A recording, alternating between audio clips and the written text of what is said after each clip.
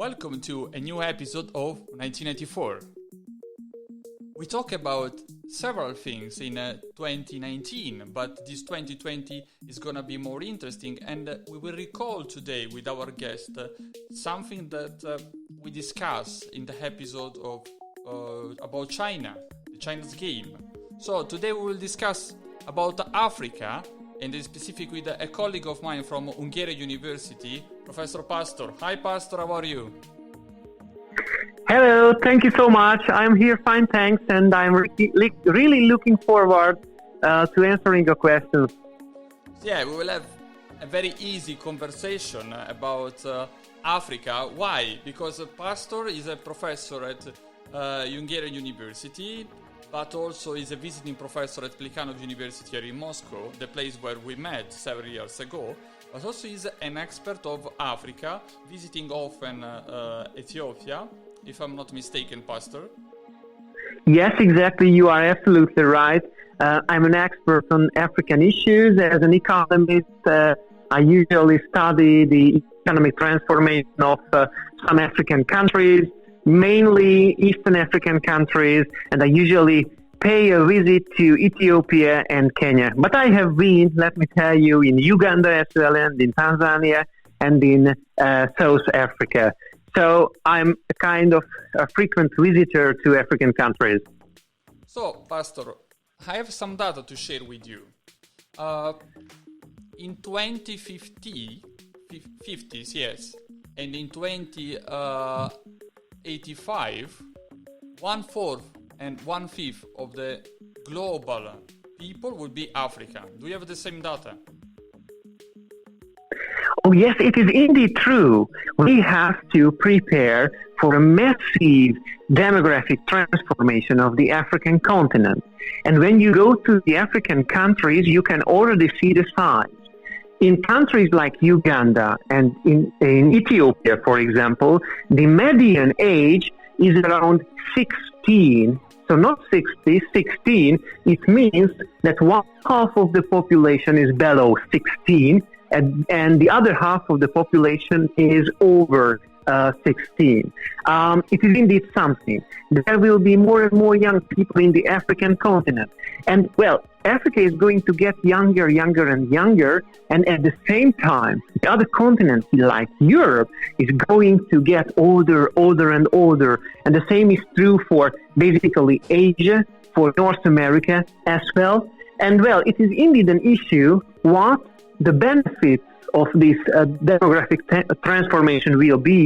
And basically many people talk about the side effects of this huge population explosion. So we can say that we have a third wave of demographic change from Europe to east part of the world, so China, India, and so on. And in the future, in the near future, we're going to move to Africa. That's why my following question: what's the future of Africa economically, frankly speaking? Basically, when we want to find the fastest growing economies in the world, we have to point to some African countries, like basically Cote d'Ivoire, like Kenya, Tanzania, Ethiopia, and, well, these countries have been developing quite rapidly with the eye-catching growth numbers of 6, 8, or even 10%. Let me tell you, after many of my visits, that basically these countries are growing only. There are also some signs of development, but basically behind these numbers, there are pure growth indicators, and some sectors of the economies are growing only. These economies are really very far from increasing the value added when it comes to production. They are simply producing more and more and more, and currently they don't have the technology of increasing the value added, as I have already told you. And it is pretty much clear that the mentioned countries will not be capable of maintaining the growth rate. Growth will simply run out of steam in the coming years or in the coming decades, they definitely have to do something. And they definitely have to invest more. They definitely have to use new technologies if they want to develop further, or let's say so, if they want to grow further. Without, new technologies, without increasing the value added, they will be in a big problem. So you mentioned several factors, economical factors, but also political factors. And in one of my previous episodes about China, the China's game, I talk about Africa. I touched the topic of Africa. So demographic boom means also new market, new customers. So did you hear about the impact of China in Africa? Yes, of course. It is a hot topic, basically. And when we go to Africa, we can immediately see the signs of the Chinese influence. Currently, there are more than 10,000 Chinese companies operating in Africa, and there are more than 1 million Chinese living in very, very different African countries. When you can see construction signs, and when you go closer to those buildings, you will immediately notice that basically a Chinese company is the constructor. And they use Chinese building materials. They use Chinese labor. They use Chinese machinery. So the Chinese are quite active when it comes to rebuilding African countries and building the African infrastructure project. So they are there. And, most of the time, they are invited by the government and they are asked to build airports, to build ports, for example, railway lines, tram lines, and so on, and so on, and so on. Apart from this, I can also say that the Chinese are there in very, very various sectors of these economies. They try to provide telecommunication services, for example. They try to be there in the food industry. And, they just want to have an ever larger market share in the African economies and in the African countries. And let me tell you that they are doing something right because, they indeed have an increasing role in the African economy. Let me share with you some of my knowledge. So, Africa is receiving not only money in what I what I called in my papers and in the episode, the China's game, checkbook diplomacy, so soft power, the use of Chinese soft power in Africa. So they are not receiving only in the whole scheme, let me say, aid scheme that the European, Americans and some other countries use in Africa, aid, financial aid, but also they are receiving technical support. My knowledge are these. So what I saw discussing with the other colleagues, that Chinese are afraid of the old scheme of Africans, that they receive money and they spoil their money, they use to build up a consensus. That's why they are sending Chinese people to build up the infrastructure. What do you know about it? What, for example, the situation in Ethiopia, in Addis Ababa? Well, let me tell you that 3 years ago, they finished the building of a new tram line in Addis Ababa, in Ethiopia.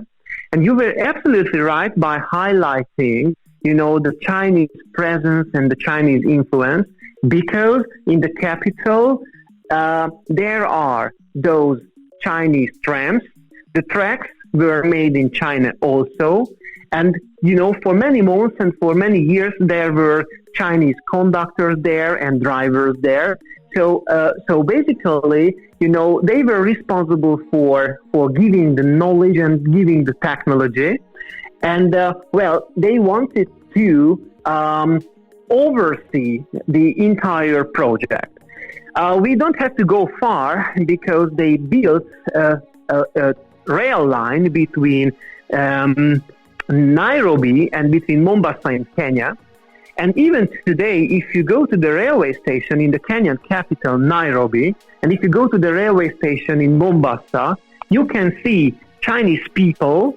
They are there, they are professionals, and they work there and they live in these cities, and they are responsible for, operating the railway line. They are responsible for maintenance also. And, for them, it is an important issue. It is a very important issue. Did you know that the only one condition that China is requiring to give help to each African nation is to give citizens, so to reward with a passport, local passport, the people that is gonna build up or manage or to go to live in this African country in terms of financial and technical support. So the scheme is the following. As happened in Singapore or other Asian country, Chinese are developing a Chinese diaspora in this country. You heard about it? Oh yes, definitely. And as I have already mentioned, there are over 1 million Chinese living in the African countries. And in every country, they form a very close community. They have their own hotels, they have their own restaurants, they try to help each other. Once they are in the African countries, they try other businessmen, other Chinese businessmen to do business with those countries. And basically, they are quite, let's say, so integrated in those African countries. They try to be, or they try to understand the local economy. They try to do business with the locals. But I'm going to be honest with you, and I'm going to be honest with the listeners as well. Not many Africans like them, because they always say that the Chinese people are, a bit strange. They don't talk much with local Africans. They always say that they have their sad faces, for example. And some even say that they are trying to sell low-cost products to the Africans. The knowledge that I have, talking with some of our African students, or even some worker of the embassy that I can't mention because of confidential news, that Africans are quite fed up of Chinese presence because it's becoming more oppressive. They are becoming quite tough. They want to control even the domestic market. They are not integrated because they live in, let me say, in the center of the cities, like Addis Ababa, but creating their own Chinatown or compounds. Did you see this situation in Addis Ababa or in other countries? Well, what you said is also true, and some people confirmed me the fact that the Africans are getting fed up with the Chinese. They indeed want to have a larger and larger market share in those economies, and they want to simply get entire industries. And the Chinese corporations and the Chinese government is trying to do business with the African government. There are deals between the governments, and the Chinese give loans, for example, and the African citizens have very limited knowledge on what is written or basically in those documents and in those agreements, and they have really limited understanding who is going to pay the price in the future, and they have very limited information on the conditions. So, yes, currently there are no tensions, and currently we can see a certain level of integration in the African economies and in the African societies. But, according to a less rosy scenario, yes, the Africans indeed can develop a kind of hatred towards Chinese. Let's hope that it will not happen.